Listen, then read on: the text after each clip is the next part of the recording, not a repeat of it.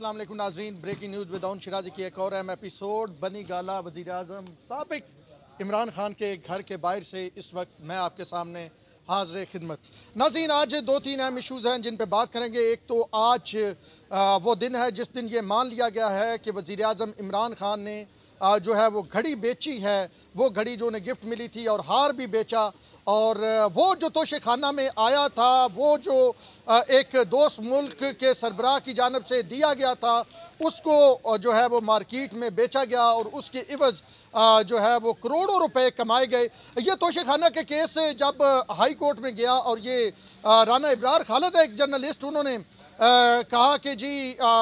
RTI right to information के तहत information मांगी और उन्हें इन्फॉर्मेशन नहीं दी गई, बार बार वो मांगते रहे। फिर तौहीन का केस चला, उसने कमीशन ने चलाया। जब कुछ भी नहीं उनका बना तो वो हाई कोर्ट आ गए। हाई कोर्ट ने, उस वक्त इमरान खान वज़ीर आज़म थे, साबिक नहीं हुए थे, तो हाई कोर्ट ने जब उनके वकला से ये डिटेल मांगी तो डिले करते गए, डिले करते रहे। लेकिन अब जब वज़ीर आज़म इमरान खान वज़ीर आज़म नहीं रहे, यानी अब साबिक वज़ीर आज़म हो गए हैं, तो उसके बाद अब ये बात सामने आई है। और इसको बाकायदा तौर पर जो साबिक वज़ीर इत्तलात और नशियात हैं फवाद चौधरी, उन्होंने कन्फर्म किया कि जब वज़ीर आज़म ने एक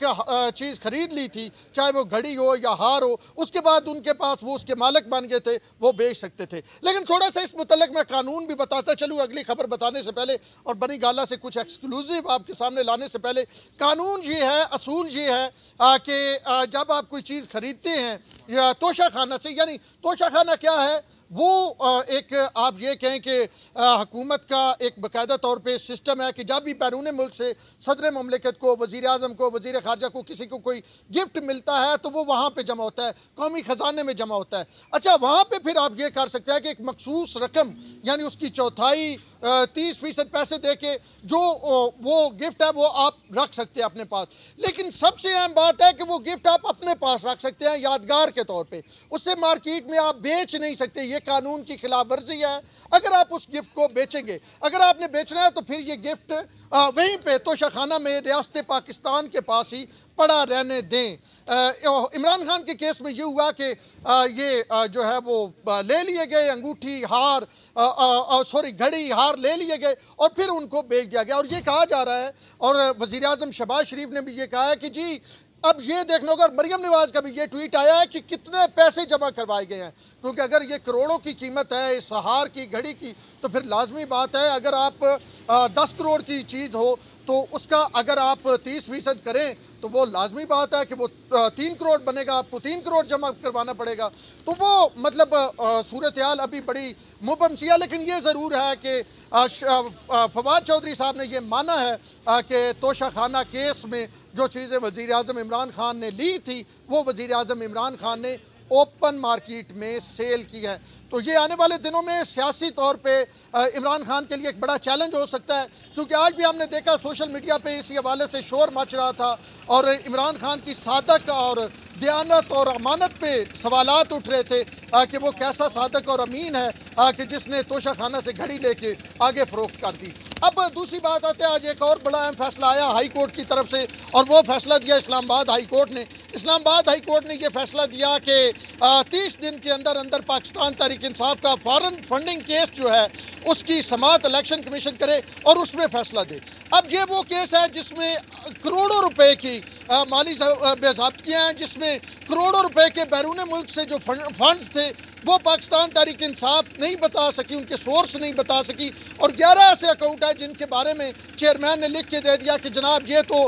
जो असद के असद चला रहे थे या कोई और चला रहा था, हमें उसका नहीं पता। अब उसमें 30 दिन, और इलेक्शन कमीशन ऑफ पाकिस्तान का भी बयान आ गया कि हम अदालत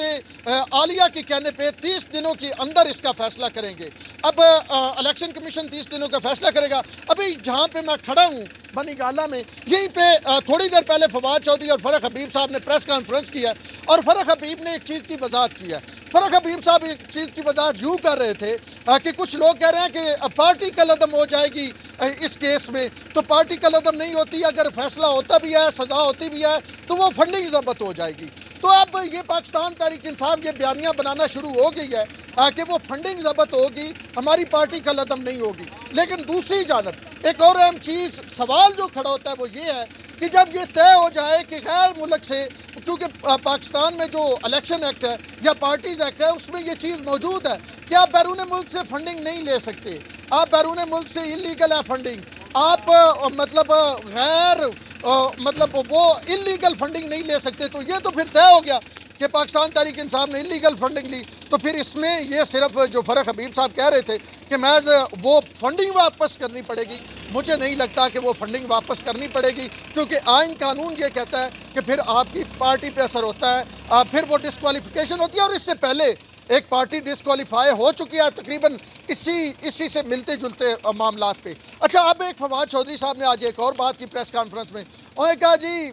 عدالتیں ہی سارا کچھ کر لیں، پارلیمنٹ بند کر دے، میں قاسم سوری کی جگہ ہوتا میں اس طرح رولنگ نہ، وہ عدالت کا فیصلہ اس طرح نہ مانتا، عدالت یہ بھی ٹائم رکھ رہی ہے، اجلاس کا بلانا ہے، سارا کچھ عدالتیں کر رہی ہیں، تو بھائی پھر جمہوریت بند کر دے اور آپ عدالتوں سے ہی کام چلوا لیں۔ تو یہ آہستہ آہستہ عدالتوں کے حوالے سے، جیسے عمران خان نے جو ہے وہ پشاور میں جلسے کے دوران یہ کہا تھا کہ رات کو 12 بجے میں نے کون سا ایسا جرم کیا تھا کہ رات کے 12 بجے عدالت لگانی پڑی، تو میرے خیال میں خان صاحب کو پتہ ہونا چاہیے کہ جرم ہوا یا نہیں ہوا، کم از کم یہ ضرور تھا کہ رات 11:30 تک ووٹنگ نہیں ہوئی، 10 بجے اجلاس شروع ہوا، رات 11:30 بج گئے اور بار بار اس کو جان بوجھ کے ڈیلے کیا جا رہا تھا۔ اچھا، پھر ایک رولنگ ایسی دی گئی جو آئین کے خلاف تھی، اچھا پھر عدالت نے ایک حکم دیا، اگر عدالت کے حکم کی خلاف ورزی ہو رہی تھی، اگر پارلیمنٹ کھلی تھی، اگر پی ایم ہاؤس کھلا تھا، اگر الیکشن کمیشن کھلا تھا، اگر وزیر اعظم آفس کھلا تھا، اس میں عدالت کھل گئی، تو اس میں میرے خیال میں اتنا کوئی وہ کیا کہتے ہیں کہ حیران کن بات نہیں ہے، کیونکہ عدالت نے اس حوالے سے فیصلہ دیا تھا، اور آپ مسلسل جو ہے وہ حکومت آئین اور قانون کی خلاف ورزی کر رہی تھی اور وہ ووٹنگ نہیں کروا رہی تھی، اور آپ کا تو دل یہ تھا کہ اگر یہ معاملہ نہ ہوتا تو ہمارے جو ذرائع بتاتے ہیں کہ ووٹنگ اس دن نہیں ہونی تھی، کئی وزراء نے آف دا ریکارڈ، اس وقت جو وزراء تھے انہوں نے پارلیمنٹ کے آتے میں ہمیں آف دا ریکارڈ بتایا تھا کہ آج ووٹنگ ہوتی ہوئی نظر نہیں آ رہی اور آج ووٹنگ نہیں ہوگی۔ وہ تو پھر معاملہ جس طرح آگے بڑھا اور D G I S P R کی پریس کانفرنس میں جو آپشنز آپ کو دیے گئے، آپ نے دیے، اس میں سے ایک آپشن جو سلیکٹ کیا گیا، وہ ساری چیزیں جو ہے کھل کے سامنے آ گئی ہیں، عوام کے نالج میں ہے، میں یہاں اس پہ مزید گفتگو نہیں کرنا چاہتا۔ اچھا، اس کے بعد فواد چودھری صاحب نے ایک بات ڈائریکٹلی طور پہ میرے حوالے سے کی، تو میرا پرسنل ایکسپلینیشن دینا بنتا ہے۔ انہوں نے کہا کہ جناب اون شرازی، آج کل آپ کے بڑے کھابے لگے ہوئے ہیں اور آپ وزیر اعظم ہاؤس جا کے کھانے شانے کھا رہے ہیں، تو اس میں یہ ہے کہ ذرا اس کی وضاحت کر دوں، اصل کہانی اس کے پیچھے کیا ہے۔ کہانی اس کے پیچھے یہ ہے کہ وزیر اعظم شہباز شریف نے پاکستان مسلم لیگ نون اور پی ایم کے بیٹ رپورٹرز کو افطاری پہ مدعو کیا، اور انہوں نے یہ کہا کہ یہ افطار ڈنر جو وہ کروا رہے ہیں یہ ان کے اپنے پیسوں سے ہے، یہ ذاتی جیب سے کروا رہے ہیں، یہ ہمیں شہباز شریف صاحب نے کہا۔ اب اگر کوئی شخص یہ کہہ رہا ہے تو ہمیں اس پہ یقین کرنا ہے، اور ہم جب پی ایم کے پاس جاتے ہیں نا تو کھانا کھانے نہیں جاتے، کوئی کھانا وہ نہیں ہے کہ کوئی بہت انہوں نے کوئی جناب ہمیں کوئی جنتی کھانا کھلا دینا ہے، نعوذ باللہ، وہ روٹین کا ہی کھانا ہوتا ہے۔ اصل پی ایم کے پاس جانے کا یہ مقصد ہوتا ہے، سٹوری ملتی ہے، اب ڈائریکٹ 1 on 1 پی ایم سے سوال کر رہے ہوتے ہیں، اچھا کیونکہ وہاں پہ کیمرہ الاؤ نہیں ہوتا تو وہ بھی کھلے ڈلے جواب دے رہے ہوتے ہیں، ہم نے سوال کیے، انہوں نے جواب دیے، میں اسی بھی لا کے ذریعے آپ کے سامنے وہ جواب لے کے بھی آیا۔ تو فواد چودھری صاحب نے اس کو ذرا تھوڑا سا نا اینگلنگ کر کے سکینڈلس کرنے کی کوشش کی، جی کھابے شابے کھل گئے، تو میں نے انہیں یہ کہا فواد چودھری صاحب مدینہ کی ریاست کی آپ بات کرتے تھے، وہ کہہ رہے ہیں میں اپنے پلے سے کھلا رہا ہوں، تو اگر کسی کو ملنے گیا اور اس نے افطاری کرا دی تو وہ ثواب کا کام ہے نا افطاری کسی کو کروانا، تو میرے خیال میں آپ کو اس طرح مطلب جس انداز میں آپ اس کو سکنڈلائز کر رہے ہیں آپ کو نہیں کرنا چاہیے۔ عمران خان صاحب جب وزیر اعظم تھے تو وہ جناب اینکرز کو بلاتے تھے ہر دوسرے دن، بلکہ جس دن یہ ایشو بنا اس دن بھی اینکرز کے ساتھ ان کی ملاقات ہو رہی تھی، تو من پسند اینکرز کو بلاتے تھے، من پسند رپورٹرز کو بلاتے تھے، تو یہاں تو صورتحال یہ ہے کہ تمام بیٹ تقریباً 150 کے قریب صحافی وہاں پہ تھا، تو یہاں پہ تو تمام بیٹ رپورٹر تھے، پی ایم کے بھی تھے، نون لیگ کے بھی تھے، تو تھوڑا سا نا آپ مطلب اس میں سیاسی مخالفت میں تھوڑا سا اقدار بھی دکھائیں نا، مورالٹی بھی دکھائیں، تھوڑا سا ایک بندہ کہہ رہا ہے میں پلے سے کھلا رہا ہوں، اور تو بہرحال ویسے افطاری کروانا بھی ثواب کا کام ہوتا ہے، اور اس کے لیے یہ بھی ہے کہ روزہ ہونا بھی ضروری ہوتا ہے، تو جن کا روزہ ہوتا ہے ان کو افطاری کروانی چاہیے۔ میں بھی آئندہ آنے والے دنوں میں فواد چودھری صاحب کو ایک افطاری کرواؤں گا۔ خیر بہرحال اب جو اوورآل اسلام آباد کا سیاسی موسم ہے وہ یہ بتا رہا ہے کہ آنے والے دنوں میں آج شیرانی صاحب نے ملاقات کی ہے، آپ کو پتہ ہے کہ وہ جے یو آئی کے بڑے کلیدی رہنما जमात है जो मौलाना फजल रहमान को छोड़ गए, उन्होंने इमरान खान साहब से मुलाकात किया है, मजलिस से वहदतुल मुस्लिमीन ने इमरान खान साहब से मुलाकात की है। तो एक उस तरफ सिलसिला बन रहा है। 16 को एक जलसा होने जा रहा है, 23 वाला मैंने कहा लाहौर वाला जलसा 23 को नहीं होगा, एक वो जलसा होने जा रहा है, वो कौन सी डेट फाइनल होती है। दूसरी जानब हुकूमत जो है आज बाकायदा तौर पर ऐलान करने जा रही है कि जी वजीर कौन कौन से होंगे। तो अब दोनों तरफ से मामलात जो हैं वो हतमी शक्ल इख्तियार करते जा रहे हैं और आइंदा जो इलेक्शन है उसके हवाले से जो है वो